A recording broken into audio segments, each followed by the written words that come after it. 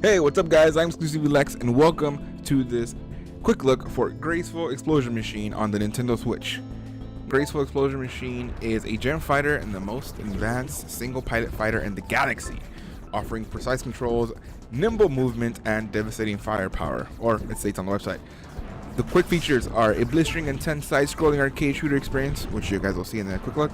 The quad weapon array gives the players 4 unique and devastating powerful weapons at all times. I'll describe what they are, but real quick, they are the blaster, energy sword, sniper beam, and missiles.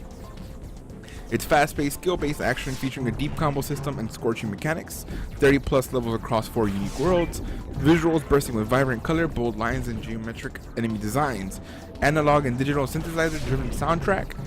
Extensive ranking and stats for each level encourages replay and perfecting the game combo systems, and score attack mode, a finely tuned experience for racking up big scores.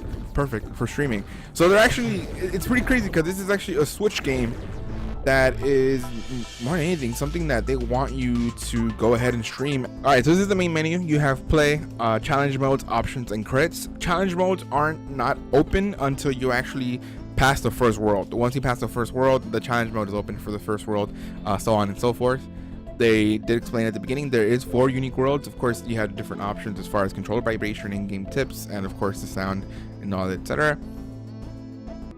When you hit play, if you haven't played it before, the first thing it drives to is like this little narrative story that pretty much talks to you about, you know, what you're doing there. All right, so yeah, as you can see, there's 4 worlds there. In order for you to go on to the next one, you don't have to complete every single level. For example, the first one has 9 levels, but if you complete 6 or more levels, you're able to go ahead and move on to the next one. But you're not able to, inside the actual world, you're not able to move on to the next one until you unlock it by, of course, completing the first one.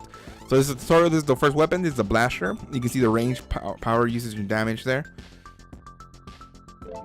This is one of the main weapons I use a lot because of the fact that it doesn't use any power. What that means, I'll explain in a little bit.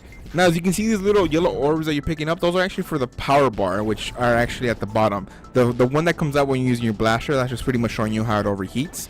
And one of the things about this game is when you move on from phase to phase, the walls actually shift. It's a cave system that loops around, which is exactly what I meant, that this map never really ends. It's just an infinite loop from left to right. You have different phases. Usually it's about 3 phases before you actually get to complete the level. In this instance, the first one we get is energy sword, which has range, power usage, damage, and of course the close range 360-degree attack can also destroy enemy bullets. Now what this means, and what's really cool about this energy sword, is that if you have enemies on top or below you, you're able to use the energy sword to actually do damage to them. See me using the energy sword there, and at the bottom it actually uses a power bar, so it's all up to you like how you want to use it. But the thing is, the moment you run out of power, you can't use any of the actual special weapons. You can use the blaster, but if your blaster overheats and if you're like you don't have any more power for those actual power weapons, you better hightail it out of there or figure out a way to go ahead and not get hit. That green orb that you just picked up there, that's actually a life orb that you can see down on the left. In each level you have 2 lives. Those 2 lives are indicative of each phase that you're in. If you're in phase 2 and you end up dying, you're able to come back in phase 2 if you have lives left. The moment you go to 0 lives, it actually tells you you're going to go back to the beginning of that level, so you don't start at the different phases. As you can see, as you go on, you know, to higher levels, the difficulty also goes up as far as how many enemies are out there, how hard the enemies are to kill, as far as how many hits it takes to kill them. Some take 1, some take more than 1. As you can see here, we got the new weapons called Sniper Beam. The Sniper Beam is a long-range precision laser beam, extra damage when focused on a single enemy. There are specific enemies you want to use that on because of the fact that it does a lot of damage, and those enemies take a lot of hits to actually get defeated.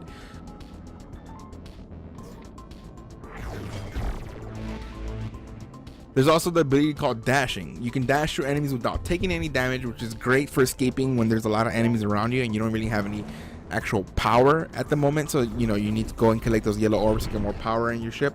Go ahead and dash out of there. You won't get hit. At the beginning, you do have about 2 dashes before you have to go waiting for it to replenish. But you do take enemy bullet damage. So if an enemy bullet hits you, you do take 1 hit point of damage. Now again, remember those green things that down on the bottom left? Those are how many hit points you have. You have 3 hit points. You take those 3 hit points and you end up losing a life. Now, one thing about this game, and of course it's all about combos. So you look at the top right, you have your multiplier.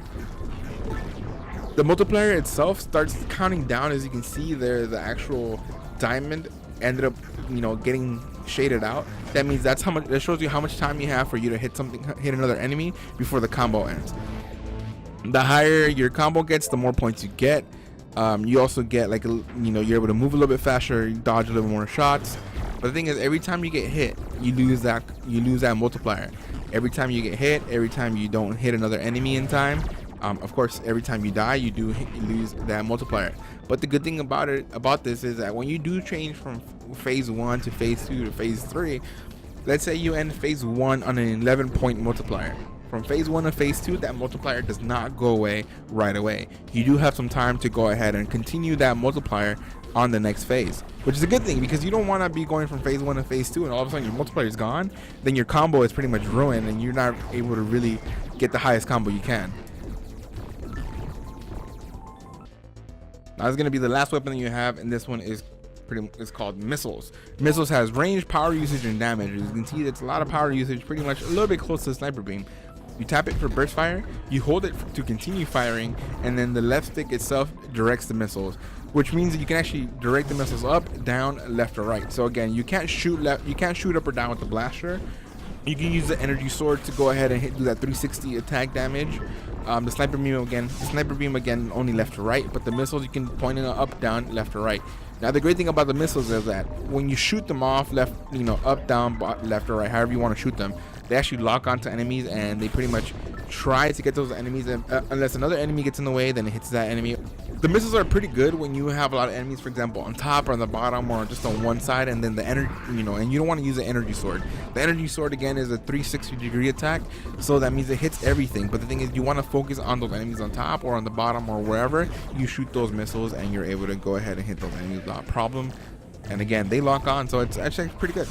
And that's it. These are the 4 weapons that you pretty much use in the game. You're able to go ahead and, again, you count on different enemies as you move forward.